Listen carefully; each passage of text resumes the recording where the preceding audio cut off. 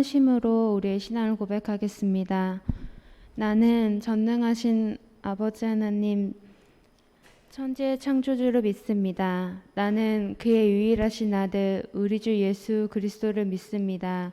그는 성령으로 잉태되어 동정녀 마리아에게서 나시고 본디오 빌라도에게 고난을 받아 십자가에 못 박혀 죽으시고 장사된 지 사흘 만에 죽은 자 가운데서 다시 살아나셨으며 하늘에 오르시어 전능하신 아버지 하나님 우편에 앉아 계시다가 거기로부터 살아있는 자와 죽은 자를 심판하러 오십니다. 나는 성령을 믿으며 거룩한 공교회와 성도의 교제와 죄를 용서받는 것과 몸의 부활과 영생을 믿습니다. 아멘. 찬양하시면서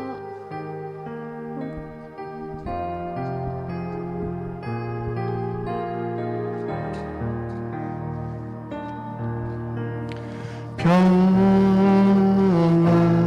하나님의 평강이 당신의 삶에 넘쳐나기를.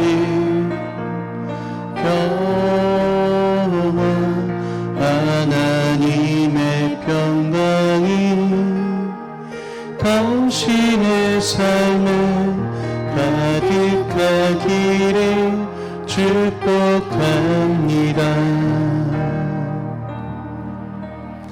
기쁨 하나님의 기쁨이 당신의 삶에 넘쳐나기를. 기쁨 하나님의 기쁨이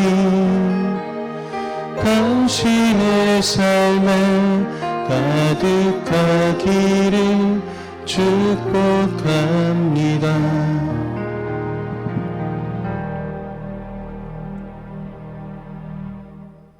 사랑이 많으신 하나님 아버지, 오늘도 주님 전에 나와 예배드립니다. 예배드릴 수 있도록 교회로 인도해 주심 감사드립니다. 한 주간 살아가면서 하나님의 자녀처럼 살지 못한 것을 고백합니다. 이 시간 우리의 마음을 깨끗이 씻어주시고 예배 드리기에 합당한 심령이 되게 하여 주세요. 말씀을 전하시는 전도사님 영육간의 강건함을 주시고 말씀의 능력을 더하여 주시길 원합니다. 예배의 시종을 의탁드리며 예수님의 이름으로 기도드렸습니다. 아멘.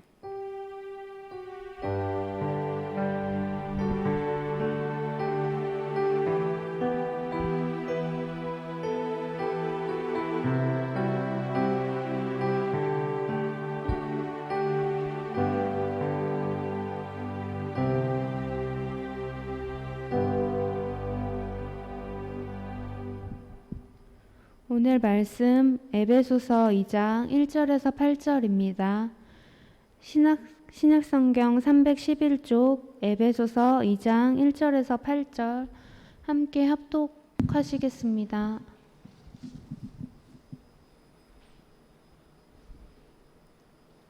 에베소서 2장 1절에서 8절 다 찾으셨으면 합독하시겠습니다. 그는 허물과 죄로 죽었던 너희를 살리셨도다.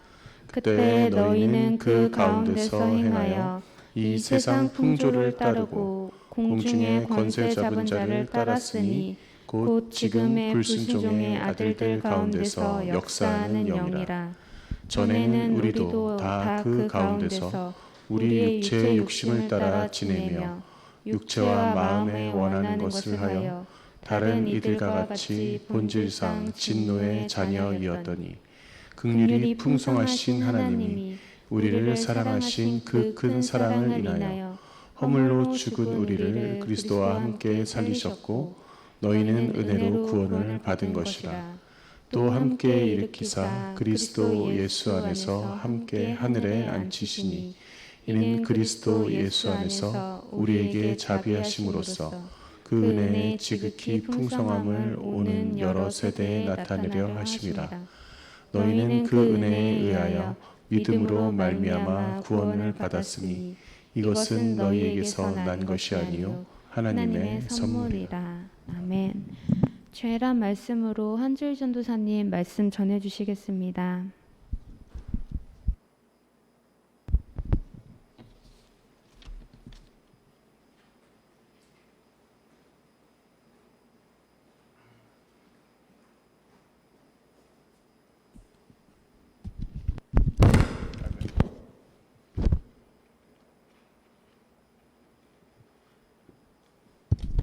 네. 그 사이에 우리 홍규가 왔구나. 네. 반갑습니다. 저번 시간에 우리 이제 2강 이후로 이제 3강 죄에 대해서 설교 특강을 오늘도 준비했어요. 오늘 날씨도 구준데 이런 날씨에 또 우리가 이 예배당에 아침 일찍 나와서 여러분 예배 드리는 여러분들에게 더 큰 주님의 사랑과 주님의 은총이 있기를 간절히 소망합니다. 은혜선 죄송한데 내 자리에 그 스크립트 좀 갖다 주세요. 저 지금 뭐가 없다 했어. 내 자리 내 가방 자리에. 아니 가방 자리 옆에 프린트물 없나? 프린트물. 예, 죄송해요. 네. 제가 여러분 특강 주제를 1강부터 12강까지 이렇게 미리 정해서 여러분들 단톡방에 올려놨잖아요. 근데 그게 의미가 있습니다. 왜냐하면 처음에 창조로 시작해서 마지막 종말로 끝나는데 오늘 3강이 제목 자체는 좀 딱딱하게 느껴질 수 있어요. 되게 어떤 면에서는 굉장히 진부하게 느껴질 수도 있는 제목이에요. 그냥 단지 오늘의 특강 제목은 죄예요, 죄. 근데 제가 곰곰이 이 특강을 준비하면서 곰곰이 생각을 해보면 우리가 죄를 인정하지 않고서는 그 다음으로 넘어갈 수가 없는 거야. 죄를 인정하지 않고서는 도저히 그 다음으로 넘어갈 수가 없는 거지. 그래서 제가 이 죄라고 하는 이 주제를 앞부분에 잡아서 이 부분이 우리가 일단 우리 스스로가 인정하고 넘어가야 다음 강의가 그 설교가 진행될 수 있겠다라는 생각이 들었습니다. 자, 먼저 제가 간단한 어떤 예화 하나 말씀드릴게요. 오래전에 러시아에 어떤 가르시아라고 하는 이름을 가진 장군이 있었어요. 이 장군, 이 사람은 굉장히 그 규율에 엄격한 사람이었어요. 그래서 군대 조직이 제대로 그 운영되기 위해서는 반드시 그 엄격한 규율과 규칙 아래에서 그 운영돼야 된다고 생각했던 사람이었던 거죠. 자, 그러다 어느 날 그 전쟁 중에 식량 창고에 누가 식량을 훔쳐갔다라는 소식을 들었어요. 이미 이 전쟁 중이었고 이동하는 중이었기 때문에 식량이 충만하지 않은 상태에서 누군가가 식량을 훔쳐가는 이 사건은 이 가르시아라는 장군에 의해 있어서 용납할 수가 없었던 사건이었던 거야. 아니 도대체 누가 감히 지금 우리 지금 이 전쟁에만 몰입해도 모자를 판에 누가 감히 식량을 훔쳐가? 라는 이제 생각을 했던 거죠. 자, 그래서 얼마 지나지 않아서 또 다른 부하에게 보고를 받습니다. 다시 또 식량이 또 도난당했습니다. 참으로 그 분노에 일으켜서 이 가르시아 이 장군이 범인을 당장 색출해라. 그래서 그 범인을 잡기 시작했어요. 그 범인을 잡기 시작했는데 결국 잡았는데 굉장히 난감한 상황이 벌어진 거예요. 왜냐? 그 범인이 자신의 어머니였던 거예요. 예. 그 범인을 잡아서 내가 엄벌에 처하겠다라고 내 입으로 공표를 하고 내 부하들에게 아주 강하게 그 메시지를 던져놨는데 그 범인을 잡고 봤더니 너무나 배고파서 힘들었던 그 시절에 자신의 어머니가 그 군대 식량 창고에서 음식을 훔쳤던 거예요.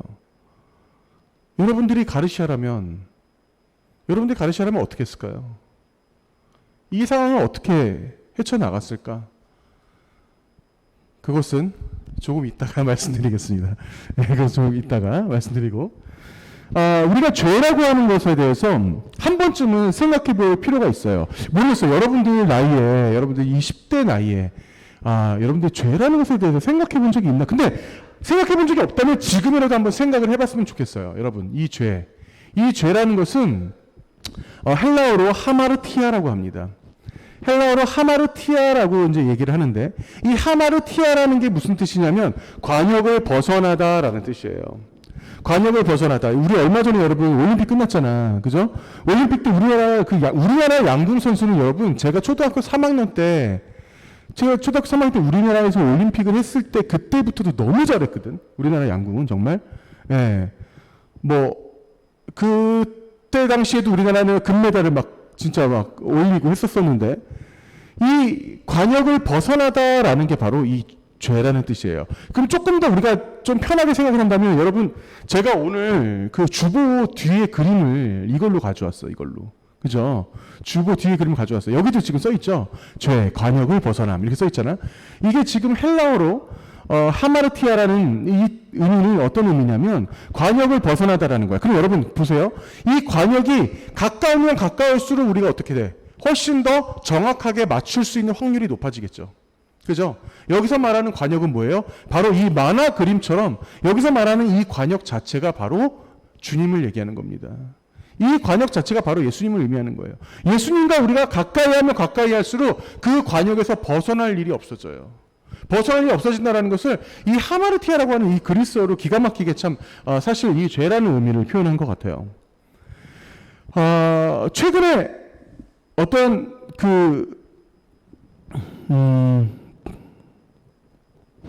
뉴스 기사를 봤어요.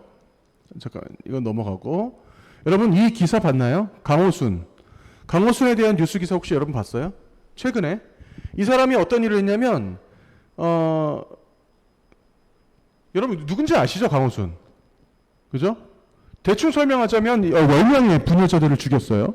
그 마지막 10번째 부녀자가 바로 이 근처에서 죽었어요. 이 근처 사람이에요. 군포 보건소 쪽에서 이 사람에게 잡혀서 죽었어요. 그래서 이 사람이 거기에 덜미가 잡혀서 이제 그 연쇄살인범으로서 저 복역이 됐고, 그리고 사형 선고를 받고, 근데 기가 막히게 사형 선고 받았는데 또 감형받았다. 10명을 죽였는데 어떻게 또 감형을 받지? 참 우리나라 법이 너무 약합니다. 예. 그런 상황에서 저 사람이 근데 얼마나 뻔뻔한지, 조금도, 여기 지금 기사에도 나와 있죠. 그는 아직도 아무에게도 미안해하지 않는다. 이런 사람이에요. 사이코패스, 전형적인 사이코패스의 성향을 가진 사람이라고 또 해요. 그 프로파일러 학자들이. 자, 근데 얼마 전에, 바로 며칠 전에 이 사람이 기사에 떴습니다. 연쇄살인범 강호순 구해달라고 옥중 편지를 나라 정부에다가 이 사람이, 여기 지금 밑에 편지 보이죠? 직접 손편지로 적혀 써서 무려 A4 9장으로. A4 9장으로. 근데 거기 내용이 뭐냐면, 나는 인권유린을 당하고 있다. 자신이 사람 10명을 죽이고 더 많은 범죄를 했다는 것에 대해서는 조금도 뉘우침이 없으면서 자기는 인권유린을 당했다는 거야. 그리고 내 옆방에 있는 조주빈도 같이 당했다라고 저렇게 편지로 써놨어요. 조주빈은 어떤 인간이에요? 똑같은 인간이잖아. 그죠? 예, 그런 인간들끼리 저 사람들은 지금 자신의 인권이 굉장히 중요한 거야. 근데 여러분, 제가 이 기사를 왜 가져왔냐면요. 근데 사람이라는 것은 근데 굉장히 또 이기적이야. 보면은 자신이 행했던 그 범죄는 생각하지 못한 채 결과적으로 나의 안위와 나의 안락과 내가 당하는 부당함만 생각하고 있다는 게 바로 인간의 전형적인 특성이라는 거예요. 내가 누군가에게 한마디 던져서, 아니면 내가 어떤 행위를 해서 나의 행위를 통해서 누군가에게 어떠한 그 사람의 마음에 상처가 될 거라는 것은 조금도 생각하지 않는다는 게 너무나 큰 문제라는 겁니다. 예. 그런데 이 사람들은 정말 극악한 범죄자들이긴 하지만, 제가 이 기사를 보면서 가만히 생각을 하는 게 뭐냐면, 근데 인간의 그 내면이 사실은, 여러분들 잘 한번 생각을 해보세요. 인간의 내면이 만약에 우리나라에 이 땅에 법이 없다면, 아니 종교도 없어, 만약에 법도 없다면 과연 나조차도 그 죄에서 괜찮을까? 라는 생각을 우리가 지금 이 시간이라도 잠시라도 한번 해볼 필요가 있다라는 거예요. 예. 자, 그러기 전에 이 어떠한 그 성경에서의 어떤 그 사건을 우리가 좀 생각해 볼 필요가 있습니다. 제가 이게 인터넷에서 그림을 찾다가 이 그림이 상당히 좀 아이러니해서 제가 가져왔어요. 그 하와를 어떻게 참 저렇게 그려놨을까? 그죠, 그죠. 하와가 거의 뭐 신부가상 수준이야. 예, 저 당시에 그 하와를 어떻게 저렇게 그려놨는지 모르겠는데, 하여튼 그림이 좀 웃겨서 제가 가져왔습니다. 자, 우리가 저번 주까지 그 창세기 1장, 2장에 대한 내용을 함께 같이 다루었지만, 창세기 3장에는 본격적으로 인간의 범죄에 대해서 나와요. 인간의 범죄에 대해서 나오는데, 여러분들 잘 알고 있지만 어떤 일이 벌어져요? 하나님께서 절대 먹지 말라고 한 그 선악과에 대해서 뱀이라고 하는 존재가 찾아와서 하와를 먼저 꼬시죠. 그죠? 야, 너 이거 먹어도 괜찮아. 괜찮은 거야. 하면서 하와에게 먼저 먹게 하고 저 선악과를 그 다음에 아담에게 다시 한번 권하는 이런 사건이 벌어집니다. 근데 우리가 여기서 성경을 자세히 살펴볼 필요가 있어요. 자, 보세요. 동산 중앙에 있는 나무의 열매는 하나님의 말씀에 너희는 먹지도 말고 만지지도 말라. 너희가 죽을까 하노라 하셨느니라. 이게 누구의 대사냐면 하와의 대사예요. 하와. 영어로는 이브라고 부르기도 하죠. 이 하와의 대사입니다. 뱀이 우리 같이 먹자라고 했을 때, 자, 여기서의 이 하와의 반응이 웃겨요. 자, 보세요. 자, 동산 중앙에 있는 나무의 열매는 하나님의 말씀에 너희는 먹지도 말고 만지도 말라. 너희가 죽을까 하노라. 죽을까 하노라는 무슨 말이냐면 죽을 수도 있고 안 죽을 수도 있단 말이에요. 근데 여기서의 그 초점과 그 사람의 마인드, 이 말을 하는 그 사람의 마인드에는 어떤 게 더 담겨 있겠어? 안 죽을 수도 있겠지? 라고 하는 그 의도가 훨씬 더 깊이 담겨 있는 거예요. 예. 그러면서 뱀에게 저렇게 말한 거지. 정말? 아니, 이 세상에 있는 모든 에덴 동산을 주시고, 거기에서, 자, 여러분, 성경에서의 에덴 동산은 어떤 상황이냐면, 지금 우리가 사는 삶과 달라요. 우리가 굳이 물을 주지 않고, 우리가 굳이 가꾸지 않아도, 거기에 있는 나무, 실과 하다못해 쌀, 보리까지도 다 저절로 자라는 세상이었어. 성경에 의하면. 굳이 그걸 인간들이 재배하지 않고 그걸 굳이 인간들이 힘들게 농사 짓지 않아도 저절로 자라서 내가 그냥 가서 그냥 주워 먹기만 하면 되는 그런 세상이었어요. 그런데 하나님께서 선악을 알게 하시려고, 그 선악을 알게 하시려는 그 하나님의 의도는 결과적으로 우리 삶에 있어서의 중심을 알게 하시기 위한 거예요. 그 하나님께서 너희들 다 좋은데 선악과만 먹지 마라고 하신 거지. 그런데 자, 이 말씀 보세요. 지금 창세기 2장 17절입니다. 선악을 알게 하는 나무의 열매는 먹지 말라. 너가 먹는 날에는 반드시 죽으리라 하시니라. 라고 이렇게 하나님께서 말씀하신 거죠. 그런데 하와의 그 의도는 보세요. 지금 이렇게 변질되게 얘기를 했어요. 죽을까 하더라고. 죽을 수도 있고 안 죽을 수도 있겠지 않아? 설마 우리를 죽이시나 하겠어? 기껏 만들어 놓으시고? 이렇게 생각을 한 거죠. 자, 5절 보세요. 너희가 그것을 먹는 날에는 너희 눈이 밝아져 하나님같이 되어 선악을 알 줄 하나님이 아심이니라.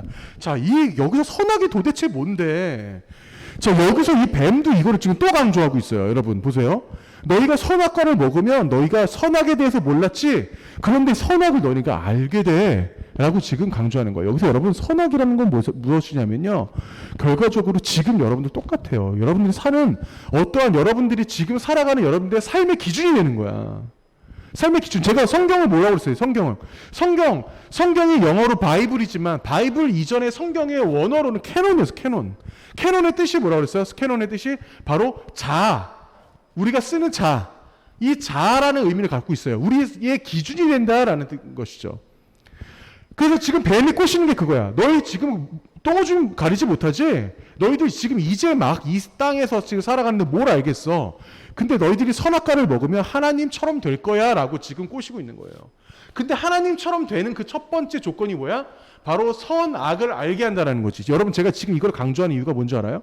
선악을 지금 세상 사람들도 모르기 때문에 그런 거야. 착하게 살면 선이야? 착하게 살면 선이야, 여러분? 어떻게 생각해? 착하게 살면 선이라고 생각해? 그러면 그 착하다는 그 기준이 어디 있어? 예를 들어 우리 예를 한번 들어봅시다. 내가 나의 부모를 공경하고 내 형제를 엄청 사랑하고 아껴요. 근데 내가 나의 부모를 공경하고 내가 내 형제를 엄청 사랑하고 아끼다 보니까 결과적으로 나에게 상처받는 사람들이 생겨. 이게 여러분들 안 그럴 것 같지? 근데 그런 일이 생긴다. 살다 보니까 실제로 그런 일들이 많이 벌어져요.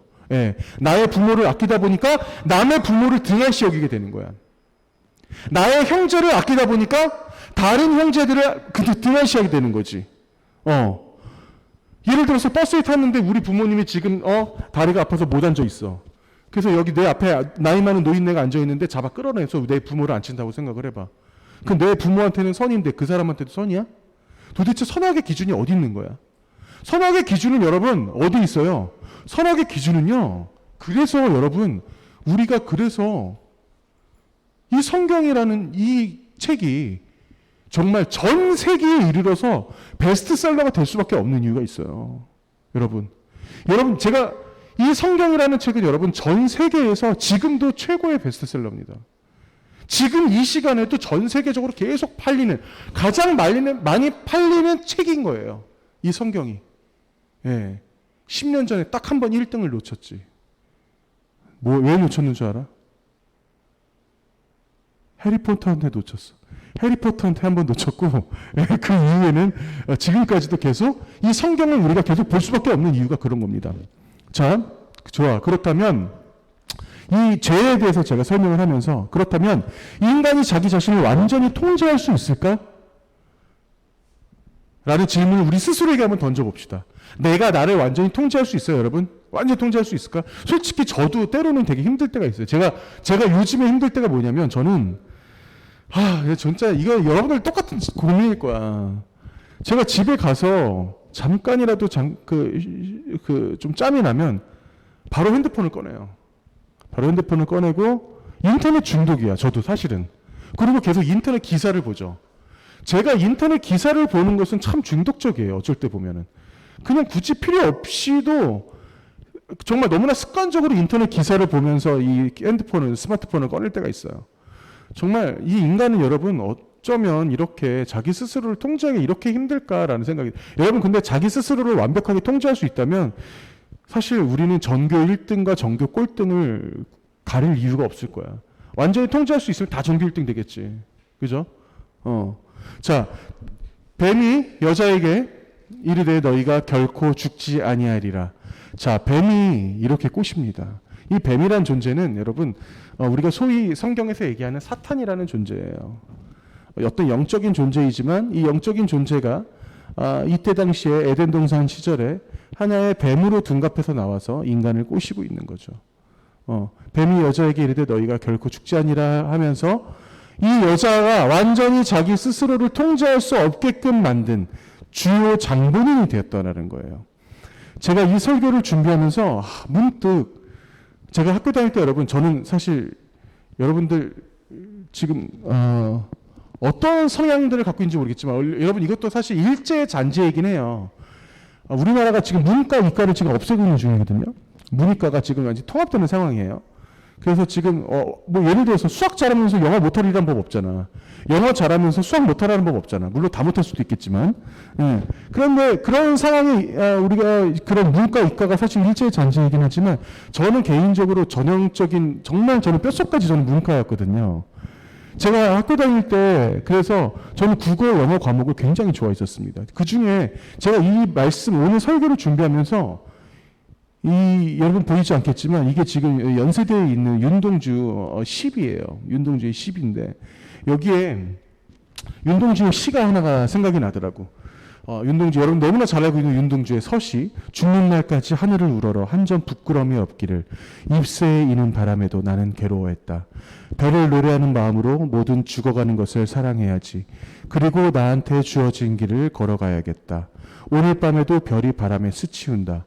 제가 오늘 말씀을 사실 준비하면서 우연찮게 정말 우연찮게 이 윤동주의 시를 떠올리고 생각하게 됐거든요. 그러면서 이 사람의 이 서시를 읊어봤을 때 죽는 날까지 하늘에 우러러 한 점 부끄러움이 없기 살기를 바라는 그 윤동주의 마음은 어땠을까라는 생각이 갑자기 들었어요. 이 일제시대 당시에 윤동주가 왜 그런 생각을 했을까? 내가 하늘을 우러러 한 점 부끄러움이 없는 고결한 사람이 되어야 되겠다.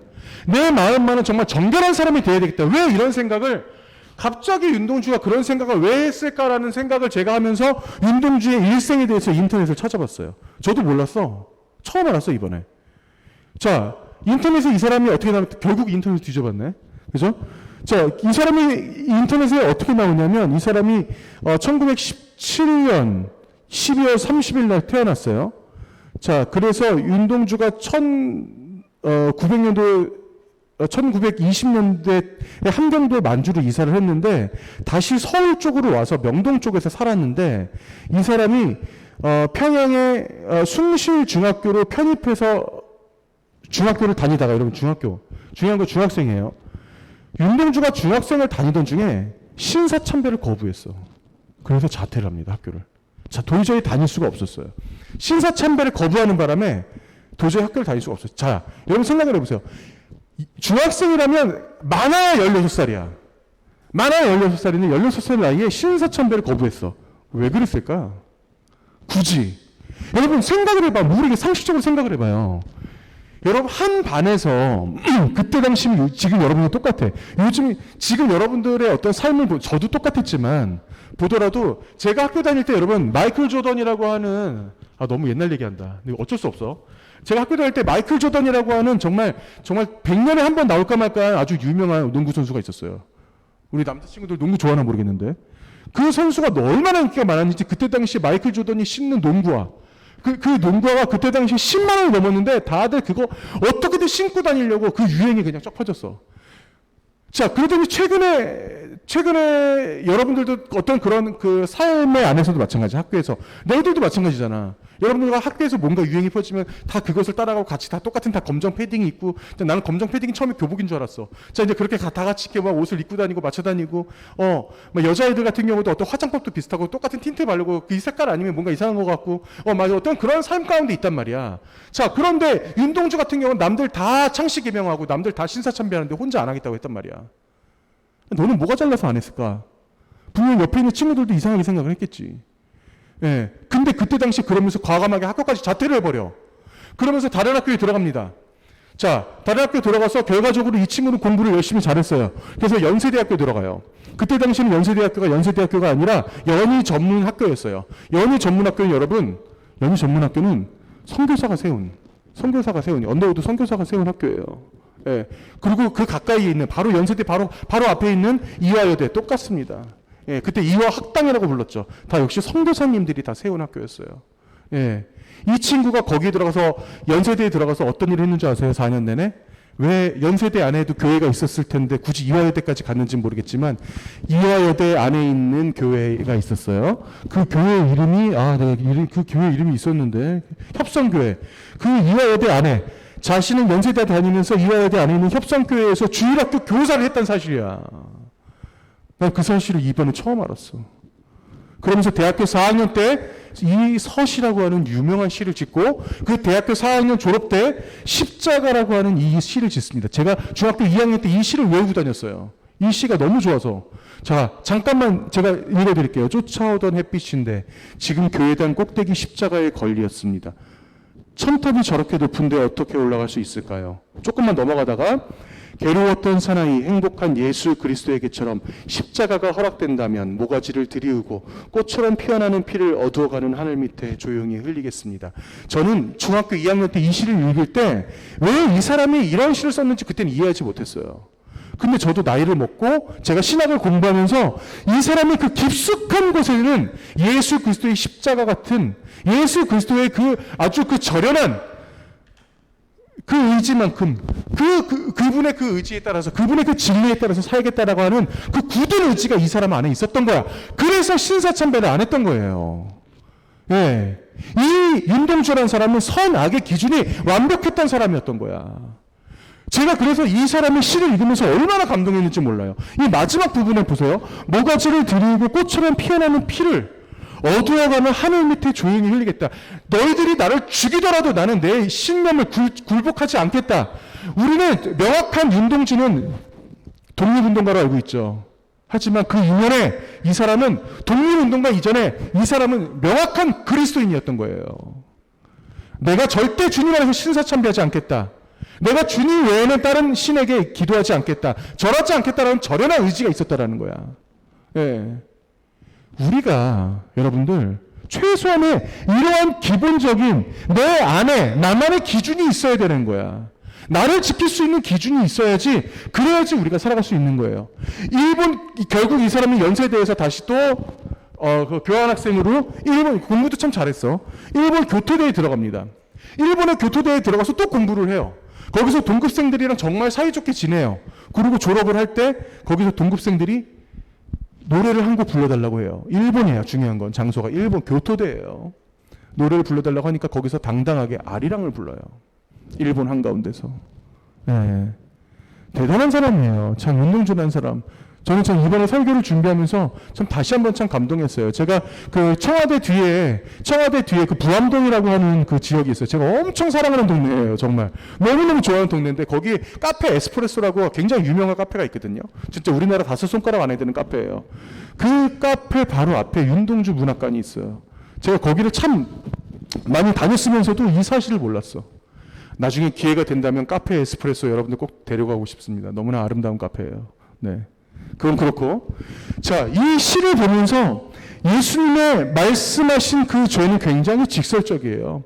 예수님이 말씀하신 그 죄는 우리 스스로 한번 생각을 해보세요. 여러분 다시 한번 제가 질문합니다. 우리가 윤동주를 바라볼 때, 그리고 우리가 성경을 바라볼 때, 여러분 스스로를 바라볼 때 죄에 대해서 자유로우세요? 죄에 대해서 자유로우세요? 나는 절대 죄 안 질 자신 있어. 이럴 수 있으세요? 그게 너무나 힘들다라는 것을 우리가 알고 있는 거예요.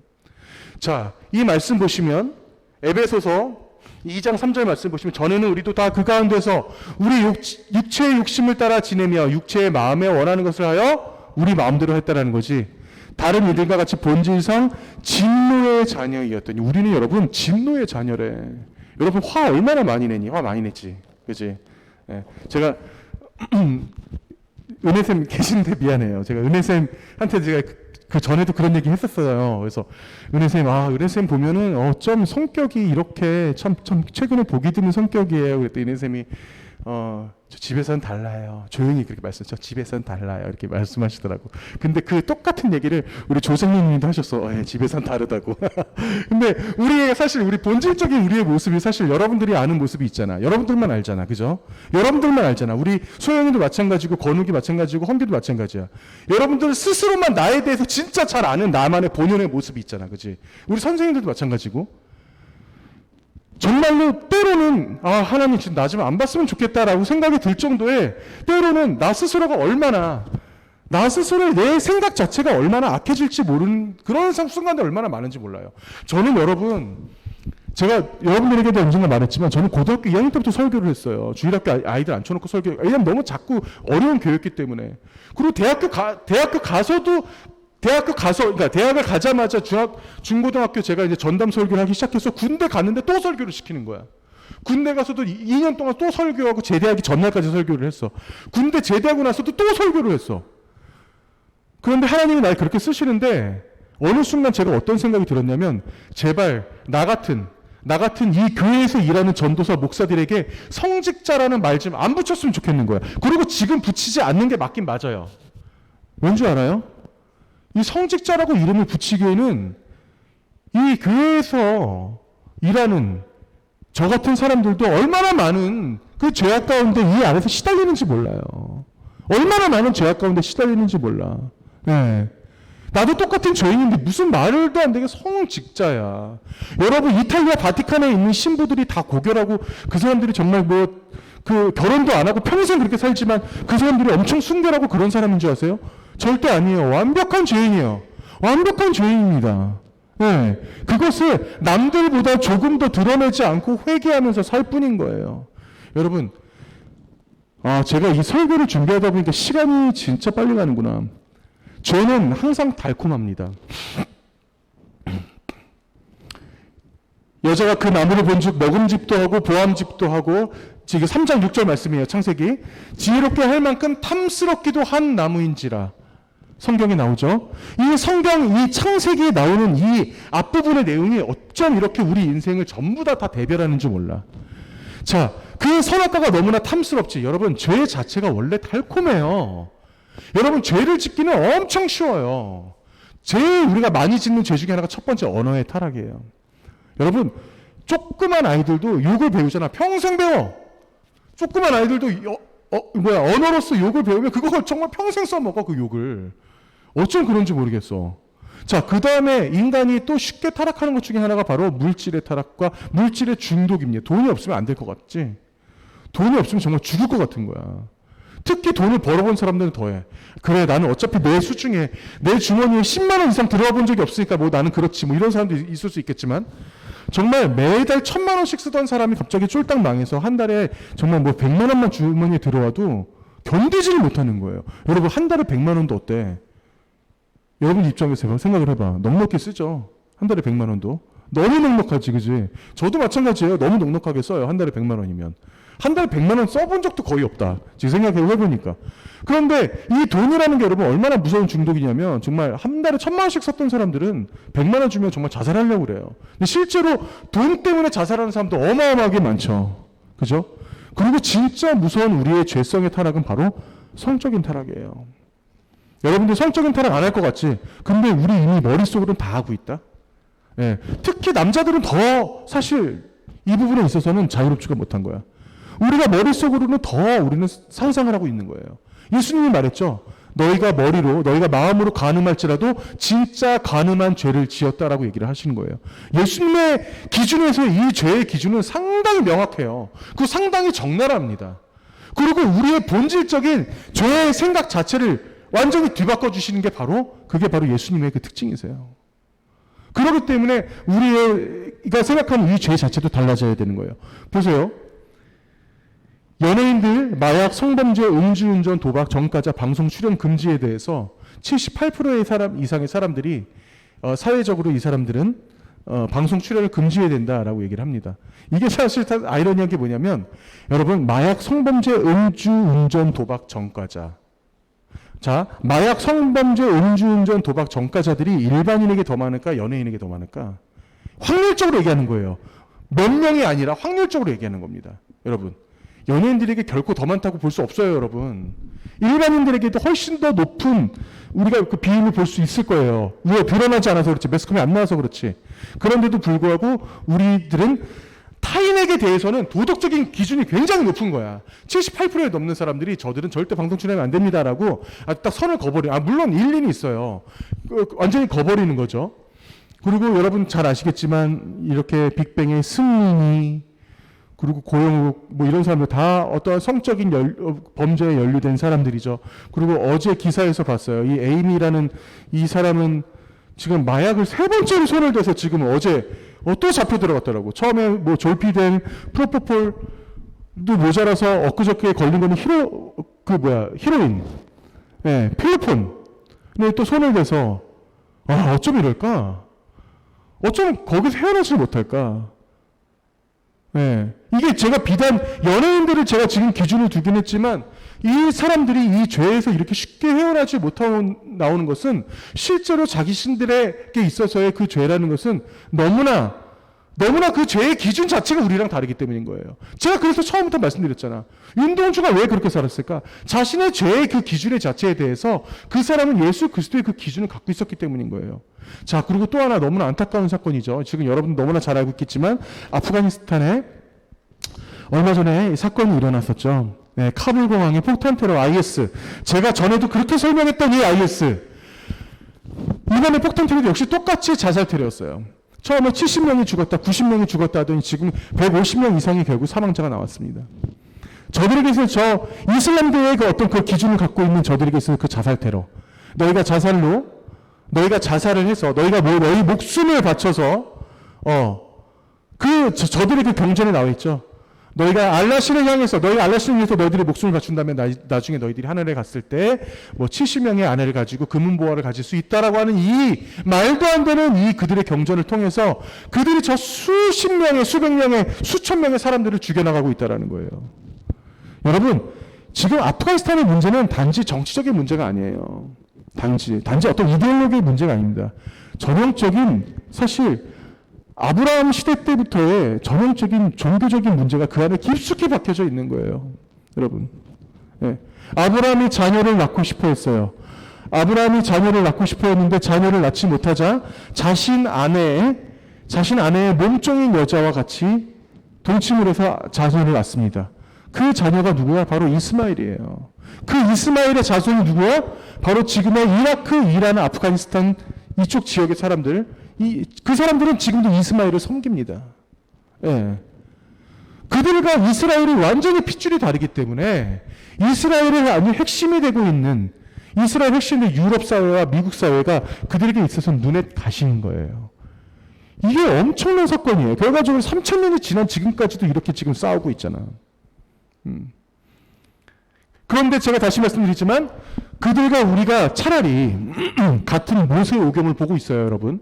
그들도 그렇고 우리도 그렇고 똑같이 같은 모세의 오경을 보고 있는데 그들과 우리가 정말 똑같은 모세의 오경을 보면서 똑같은 하나님을 섬겼다면 아마 저런 일은 벌어지지 않았을 거야.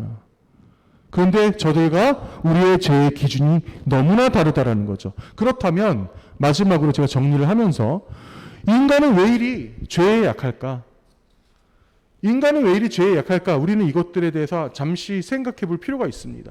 인간은 여러분 이 말씀 제가 다시 한번 볼게요. 아담이 이르되 하나님이 주셔서 나와 함께 있게 하신 여자 그가 그 나무 열매를 내가 줌으로 내가 먹었나이다. 자, 지금 하나님께서 지금 아담과 하와에게 찾아오셨어요. 아담과 하와에 찾아와서 지금 너희가 왜 그런 짓을 했느냐? 내가 하지 말라고 한 선악의 기준을 왜 어겼느냐? 라고 물었을 때 여러분 사람은 죄를 지을 수 있죠. 그죠? 사람은 죄를 지을 수 있어요. 여러분 똑같아요. 저도 마찬가지죠. 근데 그 다음에 대응이 문제인 거야. 그 다음에 대응이 사실 너무나 우리 같아. 저는 사실 이 장면 보면서도 저는 어렸을 때도 수도 없이 이 본문을 읽어왔지만 제가 지금 이 사회생활을 하면서도 여러분 이 세상 속에서도 여러분들 똑같을 거예요. 우리가 어떠한 일이 벌어졌을 때 어떠한 부정적인 사건이 벌어졌을 때 인간이 제일 먼저 하는 게 뭔지 알아? 그 사건 안에서 어떻게든 빠져나오고 싶어요. 어떻게든 나는 그 범주 안에 들어가 있지 않습니다라고 나는 빠져나오고 싶어해. 정말 전형적인 책임 회피이죠. 근데 물론 내가 억울한 상황도 있겠죠. 내가 억울한 상황도 반드시 있을 거야. 그런데 지금 본질적으로 하나님과 나와의 관계에서 내가 빠져나가려고 한다는 것은 하나님이 만들어주신 이 땅, 하나님이 만들어주신 이 범주 안에서 내가 나가려고 하는 거 똑같아. 하나님의 품을 나가서 내가 어디서 살아 도대체. 이 말씀 한번 보세요. 아담이 이르되 지금 아담이 하는 말이 기가 막혀요. 보세요. 아담과 하와에게 말했죠. 너희들 왜 이러니? 너희들 왜 먹지 말라는 걸 왜 먹었니? 라고 물었을 때 지금 아담이 뭐라고 해요? 하나님이 주셨잖아요. 하나님이 하와란 여자 나한테 주셨잖아요. 그 여자가 나한테 열매 먹게 했잖아요. 지금 누구 탓을 하고 있는 거야, 지금? 누구 탓을 하고 있는 거야? 아니, 선악과는 자기가 먹어놓고선 하와를 탓하고 그 다음에 하나님을 탓하고 있는 거예요. 하나님이 주셨잖아요. 안 주셨으면 될걸. 네. 이 기가 막힌 인간의 전형적인 본성이 저 안에 담겨져 있는 겁니다. 똑같아요. 사실 지금의 우리랑. 어쩌면 똑같은지 몰라. 자, 13절 보세요. 여호와 하나님이 이번에 여자에게 갑니다. 너희 어찌하여 이렇게 하였느냐? 하시니까 여자가 뭐라고 해요? 뱀이 저를 꼬셨어요. 뱀만 안 꼬셨어도. 이런 생각을 하고 있는 거죠. 벌써 이 세상을 바라보는 기준 자체가 이미 아담과 하와도 하나님이 만들어주신 그 선악의 기준에 대해서 완벽히 벗어나 있기 때문에 저들은 죄에 대해서 몰랐던 사람이에요. 그래서 여러분들 우리가 교리적으로 말할 때 저들이 지었던 죄를 바로 우리가 지금 이 시대에도 여러분 원죄라고 얘기를 하는 겁니다. 그래서 모든 인간은 태어날 때부터 죄를 가지고 태어나는 거예요. 모든 인간은 그래서 태어날 때부터 악할 수밖에 없는 거예요. 그렇지만 원죄는 나도 있고 너도 있고 누구나 다 있는 원죄라고 쳤을 때 그 원죄 자체를 해결할 수 있는 것은 오로지 예수 그리스도밖에 없는데 제가 오늘 여러분들에게 이 말씀을 전하면서 진짜 포인트를 잡고 싶은 건 뭐냐면 우리가 스스로 짓는 죄를 여러분 자범죄라고 얘기를 하거든. 내가 스스로 짓는 죄를 자범죄라고 얘기를 해. 내 스스로 짓는 죄조차의 그 기준조차도 우리가 흐려지기 때문에 문제인 거예요. 자, 오늘 말씀 다시 한번 보면 모든 사람이 죄를 범하였으며 하나님의 영광에 이르지 못하더니 로마서 말씀입니다. 그리스도 예수 안에 있는 속량으로 말미암아 하나님의 은혜로 값없이 의롭다 하심을 얻은 자 되었느니라. 오늘의 말씀의 결론으로 가고 있는 거예요. 우리는 죄에 대해서 절대 떠날 수 없는 사람인 거야. 여기 지금 앉아있는 저도 마찬가지지만 우리 선생님들, 우리 소영이, 건욱이, 우리 헌교 다 마찬가지예요. 죄에 대해서 우리는 조금도 지금 이 순간에 이 교회 밖을 나가는 그 순간부터도 죄에 대해서 단 조금도 우리는 벗어날 수가 없는 거예요. 하다못해 내가 길 가다가 내 옷깃을 스치는 먼지만큼이나 그렇게 쉽게 다가올 수 있는 게 그게 바로 죄인 거죠. 그런데 이 죄를 해결할 수 있는 것이 바로 딱 하나 있습니다. 그게 바로 요한복음 3장 16절 말씀인 거예요. 하나님이 세상을 이처럼 사랑하사 독생자를 주셨으니 이는 그를 믿는 자마다 멸망하지 않고 영생을 얻게 하려 하심이라고 말씀하시죠. 여러분, 인간은 참 안타까운 게 뭐냐면 하나님은 그렇게 못 믿으면서 하나님을 믿기 너무 힘들어요. 저는 그런 사람들 참 많이 봤어요. 저한테 제 군대 선배 그 선임 같은 경우는 야 하나님 나한테 보여줘봐 내가 믿을게 당장 믿을게. 야 너 매주 너 일요일마다 교회 가더라. 야 하나님 내 앞에 보여줘봐. 네가 만약에 하나님 내 앞에 보여주면 내가 너 따라서 교회 갈게. 이랬던 사람이 저는 근데 군대 말고도 저는 많았어요. 살면서. 자 그런 사람들 하나님을 못 믿으면서 하나님을 어떻게든 간에 못 믿으면서 근데 그런 사람들이 기가 막히게 뭐냐 무당을 믿는다? 여러분 그 아이러니하지 않아요? 무당을 믿어. 그리고 우상숭배도 해. 그리고 집에 함부로 못도 못 박어. 집에 못 박으면 무슨 복이 달아난다나 어쩌나 이런 미신을 믿어. 말도 안 되는 미신을 믿는 거야. 온갖 토테미즘, 샤머니즘을 다 가지고 있으면서 하나님을 이들은 못 믿어. 그 왜 그런 줄 알아요, 여러분? 죄는 하나님을 밀쳐내는 습성이 있기 때문에 그런 거예요. 예. 그리고 그 죄를 처음에 누가 갖고 왔어? 아까 원죄 때. 누가 갖고 왔어? 바로 뱀이라고 하는 사탄의 존재가 갖고 왔죠. 그 사탄에 대해서 제가 다음 주에 여러분들과 함께 그 말씀을 나눌 겁니다. 영적인 타락은 곧 도덕적인 타락을 가져와요. 그 중에 제일 먼저는 여러분 제가 아까도 말씀드렸지만 성적인 타락이 아주 무시무시하게 옵니다. 여러분 인간이 암성고만 받아도 내 모든 삶을 내려놓게 돼요. 얼마나 힘들어. 정말 여러분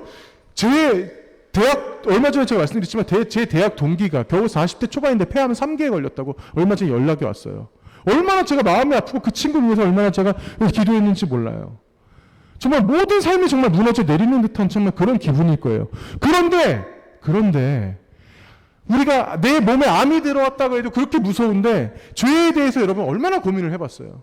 죄가 내 안에 있다는데 그걸 떨쳐내려고 여러분들 몸부림치면서 노력해 본 적이 없잖아. 예수님께서도 사탄의 시험을 받았듯이 여러분들도 사탄의 시험을 받습니다. 반드시 죄에 대해서 우리가 자유롭지 못해요. 제가 아까 제가 오늘 설교 맨 처음에 가르시아 장군에 대해서 잠깐 말씀을 했었죠. 이 말씀에 이 예화에 제가 결론을 말씀드릴게요. 이 가르시아 이 장군은 결과적으로 그 범죄를 자신이 그렇도록 싫어했던 그 범죄를 했던 그 범죄의 주동자가 자신의 어머니라는 사실을 알게 되었어요. 그래서 이 상황을 어떻게 내가 헤쳐나갈까? 우리 어머니를 내가 말한 대로 한다면 엄벌에 채워야 되는데 내가 어떻게 할까?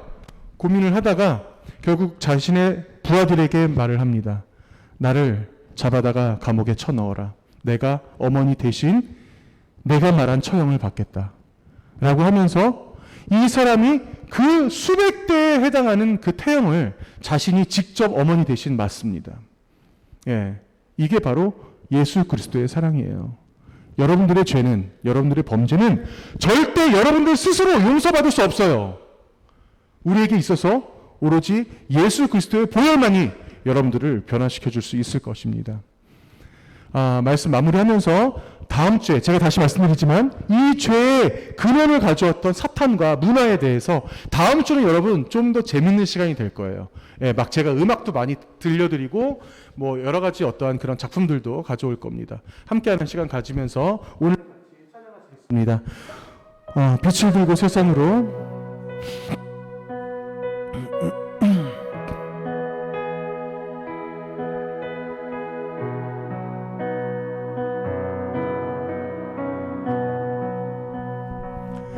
우리 영혼에 죽어주신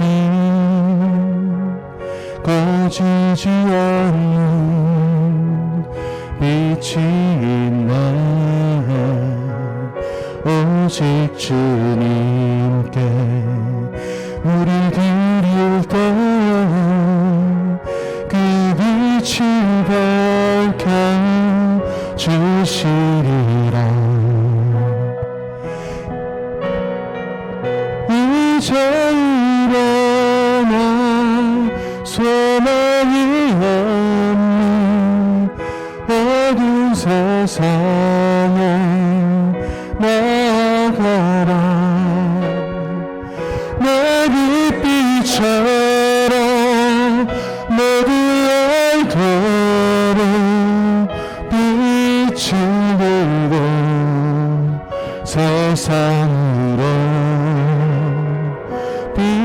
빛을 들고 세상으로 우리 영혼에 주가 주신 꺼지지 않는 빛이 있네. 오직 주님께 우린 드릴 그 빛이 밝혀 주시리라. 이제 일어나 소망이 없니 어딘 세상에 나아가라. 내 빛빛처럼 모두 알도록 빛을 들고 세상으로 빛을 들고 세상으로 절망에 빠진 형제의 마음을 꺼져만나는 빛을 보내 주님을 떠나 평안하는 자녀로 그 빛이 생명이라가네. 이제 일어나 어둠 속에서 고통받는 자 일으키라. 내 빛빛처럼 모두 알도록 빛을 들고 세상으로 빛을 들고 세상으로 이제 일어나 연약한 자들 그리로 아픔 감싸주라. 내 빛빛처럼 모두 알도록 빛을 들고 세상으로 빛을 들고 세상으로 이제 일어나 소망이 없는 어두운 세상에 나아가라. 내 빛빛처럼 모두 알도록 빛을 들고 세상으로 빛을 들고 세상으로. 다시 한 다같이 자신 스스로를 위해서 그리고 우리 가정, 우리 부모님, 우리 형제를 위해서 같이 기도하는 시간 갖겠습니다. 누구도 죄에 대해서 자유로울 수는 없어요. 누구도 죄에 대해서 스스로 벗어날 수는 없어요. 하지만 우리의 참된 진리 대신, 우리의 빛 대신 주님, 저의 죄를 용서하여 주시옵소서. 뜨거운 마음으로 자신의 죄를 고백하면서 이 시간 기도하겠습니다. 하나님 감사합니다. 주님께서 우리에게 이전에 불러주시며 저희들이 온전히 주 앞에 무릎 꿇을 수밖에 없는 죄인임을 다시 한번 오늘 기억합니다. 아버지여, 주님께서 함께 하시오니 저희들 죽을 수밖에 없는 존재이지만 주님께서 우리에게 하나하나 주만 주님을 기억하며 나갈 수 있도록 주께서 도와여 주시옵고 온전히 주만 바라보는 그 믿음 가운데 나갈 수 있도록 도와여 주시옵소서. 이 아이도 주님께서 붙잡고 나가며 정말 오로지 주님만 붙잡고 나가며 나갈 수 있도록 도와여 주시옵고 오로지 정말 주님이 아니면 어떤 길도 할 수 없음을 이들을 고백하며 나갈 수 있도록 함께하여 주시옵소서. 아버지여, 진정한 그 진실한 마음을 가지고 나갈 수 있도록 주님께서 도와여 주시옵소서. 아버지여, 우리 예수 그리스도의 그 말씀 가운데, 그 복음의 진리 가운데 갈 수 있는 우리 되실 수 있도록 주님께서 도와여 주시옵소서.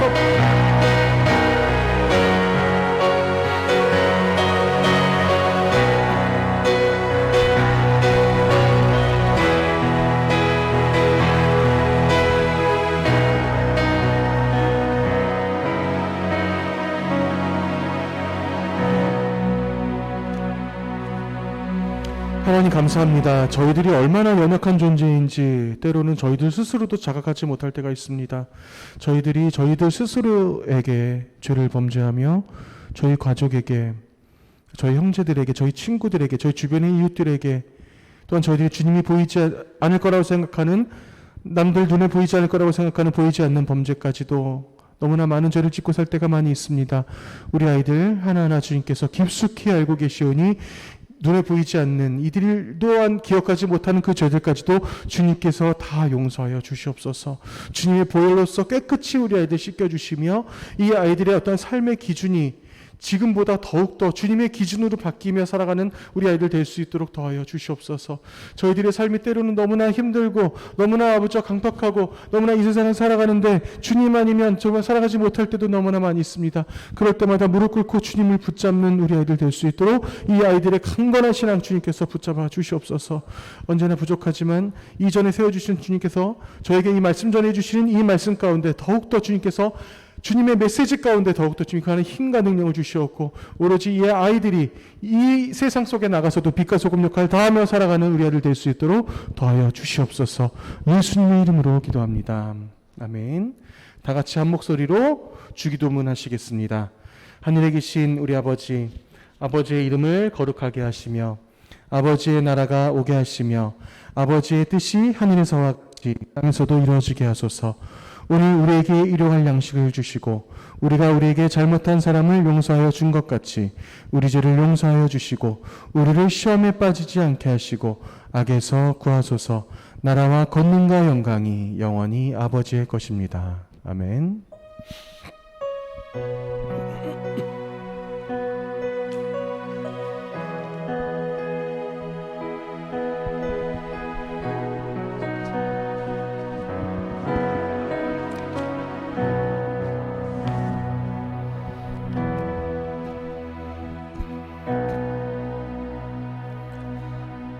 자, 8월 암송 말씀 한번 보시고 오늘 마지막이에요. 8월 마지막 주입니다. 이 말씀 한번 같이 읽고 그리고 예배 마무리하겠습니다. 다 같이 읽겠습니다. 시작. Then Jesus said to them, I ask you which is lawful on the Sabbath to do good or to do evil, to save life or to destroy it. 자, 누가복음 6장 9절 말씀이에요. 다시 한번 말씀드리지만 예수님께서 그들에게 말씀하시기를 내가 너희들에게 묻겠다. 너희들이 안식일날, 합법적으로 안식일은 바로 오늘 같은 날이에요. 원래 안식에 대해서도 제가 특강이 넣고 싶었어. 원래는 죄 다음에 안식이 들어가야 돼. 왜냐하면 우리가 여러분 쉬는 것도 힘들다. 제가 이거 하나만 말씀드릴게요. 제가 엊그저께 되게 재밌는 얘기를 신학적인 그 강의를 듣다가 들었는데 여러분 이스라엘에 지금도 이스라엘에 가잖아요. 유대교인들에게 가잖아. 그들은 예수님을 안 믿잖아요. 그들에게 가면은 여러분 성경 레위기에 나와요. 성경 레위기에 정확하게 나옵니다. 모세에게 줬어요. 너희들은 안식일날 불도 지피지 말라고 얘기해요. 불을 지피지 않는다라는 것은 어떻게 돼?